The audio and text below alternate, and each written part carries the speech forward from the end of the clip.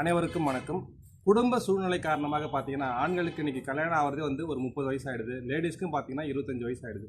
அப்படி 25 வயசு 30 வயசில் கல்யாணம் ஆகும்பொழுது குழந்தையும் வந்து கொஞ்சம் டிலே தான் ஆக செய்யும். டிலேனா ஒரு 6 மாதம் ஒரு 1 இயராவது நம்ம குழந்தை பிறக்கிறதுக்கு வெயிட் பண்ணணும்.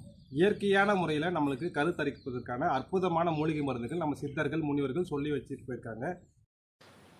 இந்த காலத்தில் திருமணம் என்பது தள்ளி போகிறதுக்கு பல்வேறு விதமான காரணங்கள் இருக்குது. வேலைப்பளு, குடும்ப சூழ்நிலை, பொருளாதாரமின்மை போன்ற பல்வேறு பிரச்சனைகளால் அவங்களுடைய திருமணம் தள்ளி போயிட்டுருக்கு.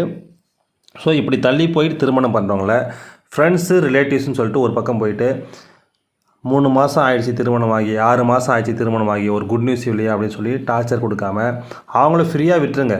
அவங்க ஃப்ரீயாக இருந்தாலே போதும், நேச்சுரலாக ப்ரெக்னென்சி கண்டிப்பாக கிடைக்கும். ஸோ இந்த ப்ரெக்னென்சி ஜேர்னியில் வந்து பார்த்திங்கன்னா ஆண் பெண் 2 பேரோடைய உடம்பு வந்து நான் சொல்கிற கண்டிஷனில் இருந்ததுன்னா நான்